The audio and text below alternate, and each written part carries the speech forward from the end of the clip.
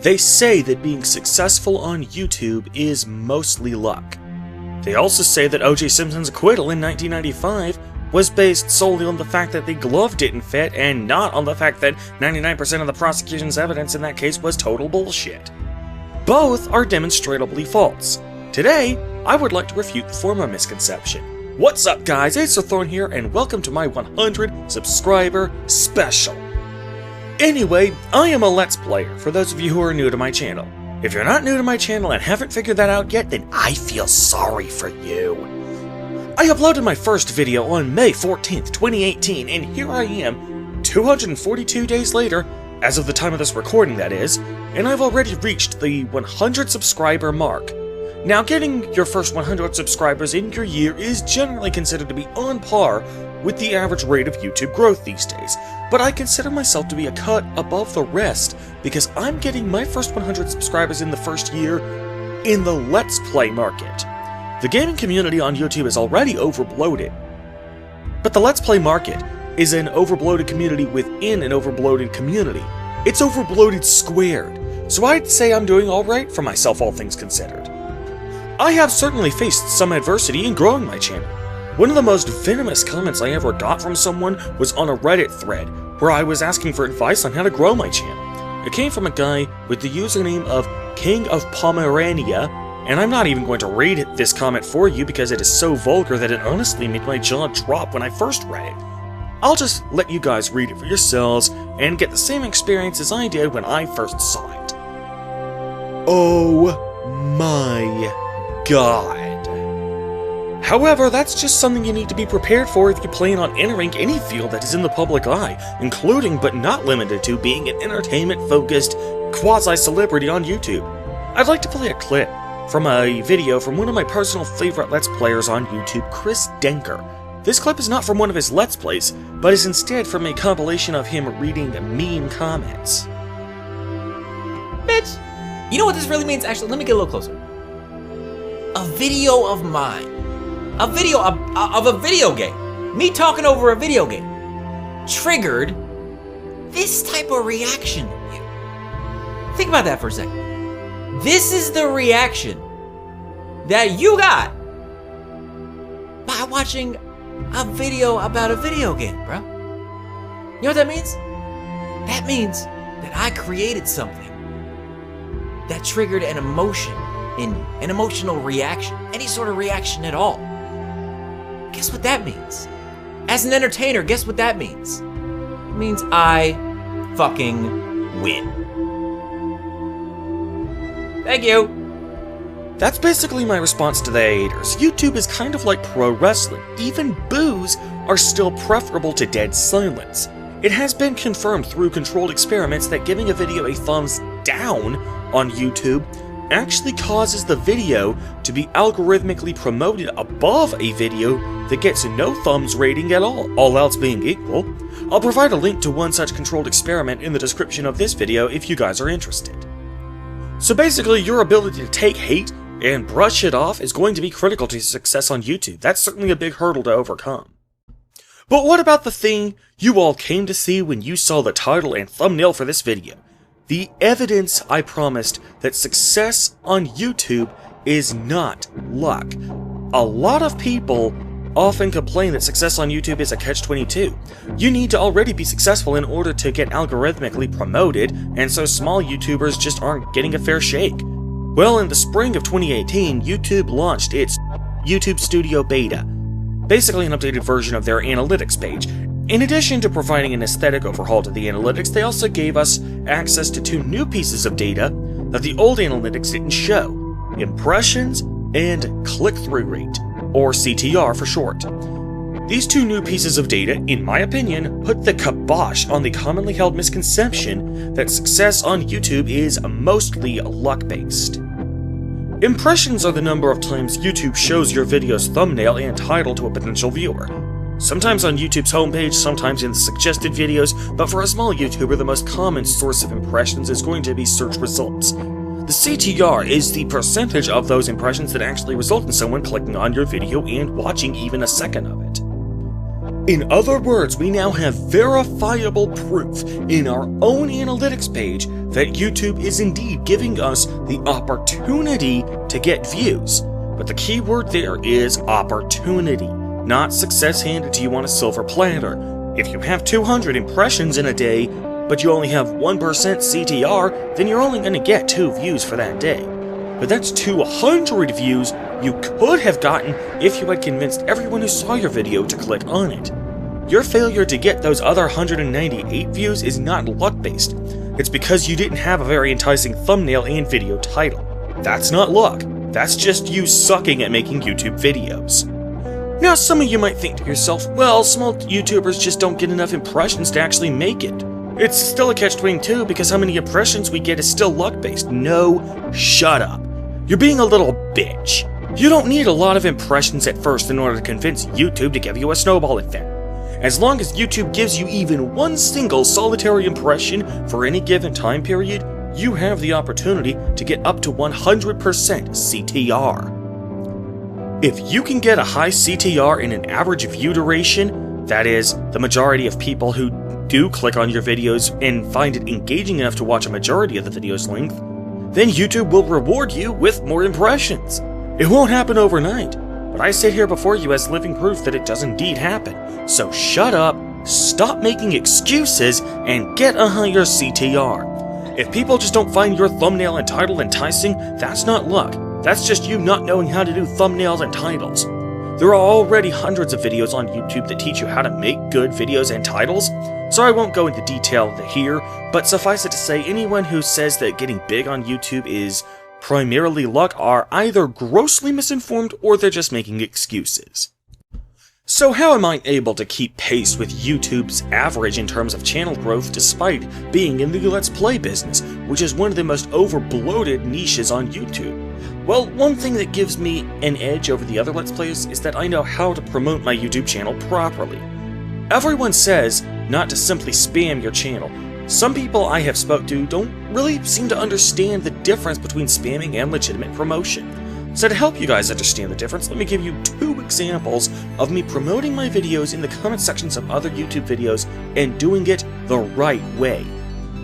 Now bear in mind, for this next section I'm going to be acting on the assumption that you already have seen the numerous creator help videos out there that have advised you about self-promoting.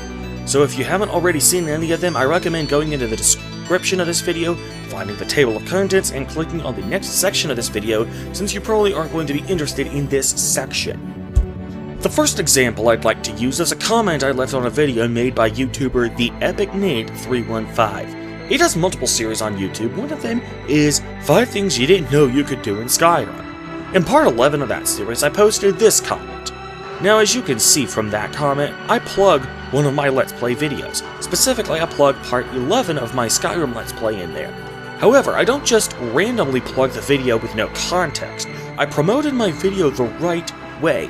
In other words, I contributed to Nate's channel by suggesting content for his own series. And I managed to slip a plug for one of my Let's Play videos in there as well, as a means of demonstrating how this exploit works. Sure enough, in part 12 of this series, Nate actually featured my suggestion as one of the things you didn't know you could do in Skyrim, so it was tit for tat. Here's another example. On the YouTube channel known as Vinyl Puma Gaming, there is a video that is quite controversial, suggesting that the Minutemen in Fallout 4 are evil. This video is generally considered one of Puma's worst videos, and the top comments are flooded with people bashing his logic. However, while I believe he was ineffective at communicating his thoughts, I understand what he was going for. I made a video myself about a similar topic, where I mentioned several of the same points that Puma mentions in his own video, such as the need to go into business for yourself just in order to avoid starvation. So I posted replies to various people's comments, telling them that I made a video where I believe I communicated my and Puma's thoughts more clearly. Here is one comment thread where I did so. As you can see, someone saw the video and thanked me for it, saying that it was much better than Puma's video and was much more well thought out. This is an example of legitimate self-promotion, because I'm contributing to the discussion that Puma's video was about. The video I'm promoting was merely an extension of the discussion I engaged in, not the other way around. Now, that second example I gave is also indicative of my second secret weapon when it comes to growing my channel. Yes, I am a Let's Player, but that is not the only thing I do. I also do in-depth video game analysis videos where I break apart various video game stories and other elements of the games. Story analysis is the most common thing I do in that series, but once in a blue moon I might deconstruct other elements like gameplay. These analysis videos tend to have much higher views, much higher CTR, and much higher average view durations than most of my Let's Play videos. They also contain tags that are searched for more often, and because they are inherently discussion-based, that means they are easier for me to plug on other websites such as Reddit and message boards that are dedicated to discussion of those games. Just imagine how fast my channel would be growing if I focused exclusively on these types of discussion videos. But what about my Let's Play content? Well, in addition to me knowing how to promote, my Let's Plays are still really good, and I don't say that out of vanity either. No, I know my Let's Plays are good, not because I enjoy them myself, but because other people enjoy them.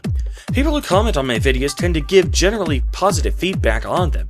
Sure, I have the occasional vulgar hate comment like that Reddit comment that told me to suck dicks, but they're honestly few and far between. I actually haven't yet been able to compile enough hate comments to make even a single episode of me reading mean comments like I showed you earlier with Chris Denker.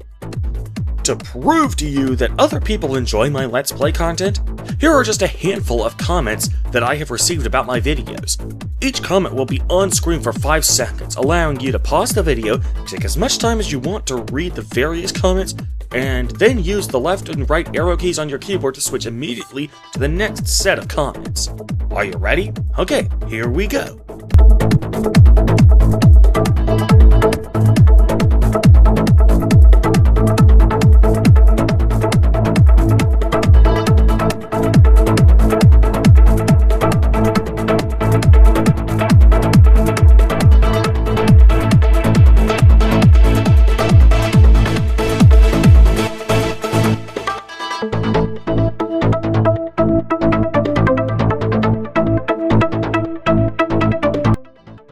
So how exactly am I so good at being a Let's Player? Is it just the fact that I have that magic something that you can't objectively quantify? Actually, no, I do not believe it is. I believe that there is indeed a secret formula to having good Let's Play content. It goes beyond knowing how to promote your channel and having good thumbnails. Once people have actually clicked on the video, what's the secret formula to actually get them to watch the rest of the video and continue to watch more videos in that Let's Play playlist? I have seen numerous struggling Let's Play channels, and I have noticed 2 very common problems between them. The first common problem I see with struggling Let's Play channels is what is known in the Let's Play community as dead air.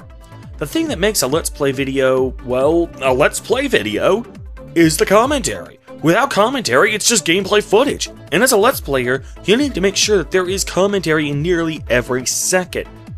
I make a joke about this in part 37 of my Skyrim Let's Play. You're a talkative one, aren't you? Yes, I am. I'm a Let's Player. Let's Players are supposed to talk. I'd be dead if not for Big Narc. Ugh. I mean that literally. Unless there's voice acting going on in the game, or something you're just going to be cutting out anyway, like a loading screen, you need to be talking constantly. Now, some of you might think, well, wouldn't that get obnoxious after a while? Actually, no. Believe it or not, it is more important that you keep talking rather than simply have something of substance to talk about. The commentary doesn't even have to be related to the game you're playing. Yeah, believe it or not, you can actually just talk about your personal life, and that still counts as commentary. For example, here's a clip from one of my favorite collaboration Let's Play channels called The Runaway Guys. Notice how these guys are talking about something that is completely unrelated to the game they're playing. Oh, I had a really To spin awkward the moment wheel, with a friend press one and time hold the where B. you don't say. Well, they were the awkward ones this time. Oh! Yeah, see, it's a standout moment. That's why I introduced it as such. Fair. Well, all right. So this was like in 2009 or so when, and I mentioned text Let's Plays on Something Awful to him at one point, and he went, "Who would ever want to read a Let's Play?" And I went, "That's how they started out." And he just didn't respond. He like never responded. That's still better than no commentary at all. So yeah, basically, dead air is a big no-no when it comes to Let's Plays. If you're regular watchers of the Runaway Guys like I am, you might can remember a few times when the trio went silent for only a few seconds, and only for Chuggaaconroy to break the silence by saying, "Great commentary, everyone!" These guys have hundreds of thousands of subscribers each, so they must be doing something right. Of course, these guys are so successful because they also don't fall victim to the second problem that I have seen with struggling Let's Play channels. In addition to not having enough commentary, what little commentary they do have just doesn't have enough energy behind it. Think about it this way. Go and find a video giving the top 10 moments of your favorite Let's Players. No matter who the Let's Player is, all 10 of those moments are going to involve that Let's Player going off the wall in one capacity or another. When it comes to Let's Play commentary, there is no such thing as having too much energy or being too wild. You want people to subscribe to you? Be loud, be obnoxious, let me see your war face! Ah! Bullshit! You didn't convince me! Let me see your real war face! Ah! Now, for those of you who are still struggling to get into the groove of a Let's Play channel, let me give you a few words of encouragement.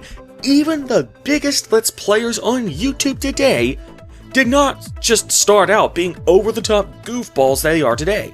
They had to grow into their current roles as well, and to prove it, let me compare 3 different YouTube gaming personalities, both in the modern day and in the first years of them being on YouTube.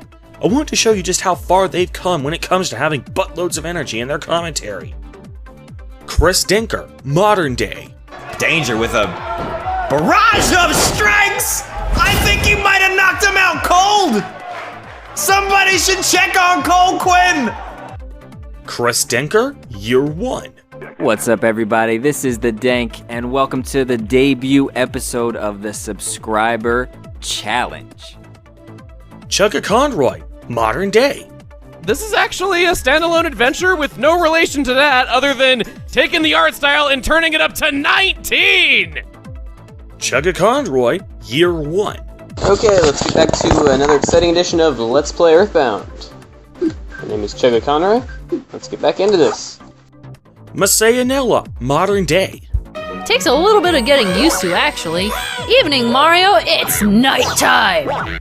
Masayanella, year 1. Hello and welcome to Masay's Let's Play Zelda Ocarina of Time. Yeah, the difference is night and day, isn't it? So, how exactly do you get more energy in your commentary? How exactly do you go from year 1 to modern day in the examples I just showed you?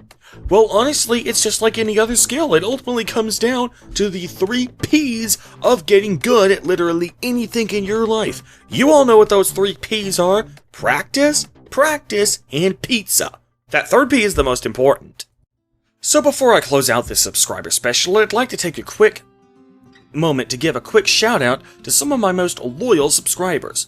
I've got 100 subscribers now, but only a handful of them have been genuinely regular watchers and commenters. So today, I'd like to give personal shoutouts to those of you who didn't just subscribe and then leave, but who actually stuck with me and continued to be my loyal fans. Hands down, King Derpy 101 is at the top of the list. He was one of the first 4 guys to subscribe to me. His first comment was when I was just in my 3rd week of Let's Playing, and he has been a loyal fan ever since. Commenting on nearly every video he watches, giving his own unique banter regarding the videos, King Derpy 101 is hands down my biggest fan at the moment. Next, we have a Swedish girl named Diva Quinzel. She hasn't commented very recently because she's been busy with her own Let's Play channel, which I convinced her to start doing, by the way. A Let's Play I'm watching called Azerthorn gave me the tip to start with a series I had already played, which truly felt like a good idea. So, something I find kind of funny is that this friend, the guy who gave me that final push to get into the idea of making a Let's Play, he really hates Morrigan. Okay, mispronouncing my name aside, she subscribed fairly early in my Dragon Age Origins Let's Play, and she's been a regular watcher ever since. She only watches Dragon Age Origins because she likes seeing blind playthroughs, though, which puts her just slightly under King Derpy. In 3rd place, we have Morrigoth. He subscribed primarily for my analysis videos, and he comments every once in a while. Even when he doesn't comment, I can usually count on him to provide regular views for my analysis videos. And the last fan I'd like to give a personal shout out to is Fraser Soros, another guy who subscribes primarily for my analysis videos. He doesn't comment very often, but the few times he does comment is certainly a case of quality over quantity. I started my analysis videos in large part because I really enjoy intellectual and thought-provoking discussions. Fraser is currently studying to be a doctor, so he has a very high IQ. And the few times he does comment, I have a lot of fun with him. He really gives me a run for my money, and challenges me to rethink and reevaluate the arguments I make in my videos. I only wish he would comment more often. That about does it for the personal shoutouts for this special. If you'd like to get a shoutout in my 1000 subscriber special, be sure to be a regular commenter. Provide insight into the games I'm playing and give your own opinions. But be sure to keep civil about any disagreements. As you can see from the conversations I have with Fraser Soros, disagreeing with me is okay, as long as you're civil about it. So that about does it for my 100 subscriber special. Even if you didn't get a personal shout out, I still want to thank each and every one of you for being my subscribers. Everyone says that your first 100 subscribers are the most important foundation for any successful YouTube channel, because they were the ones who were with you from the beginning, and I love you all. So from the bottom of my heart, thank you all. But before I head out, I want to give one last piece of advice for struggling YouTube channels. Hang in there. Remember the Mythbusters motto, failure is always an option. You learn more from your failures than you learn from your successes. As Thomas Edison once put it, every time he failed to invent the light bulb, he got one step closer to success, because that just means he knew another formula that didn't work. So that will do it for my 100 subscriber special. Please do not hesitate to hit that subscribe button if you haven't already, and be a part of this growing community. In the meantime, however, I am Acerthorn, and don't you be forgetting about that third P.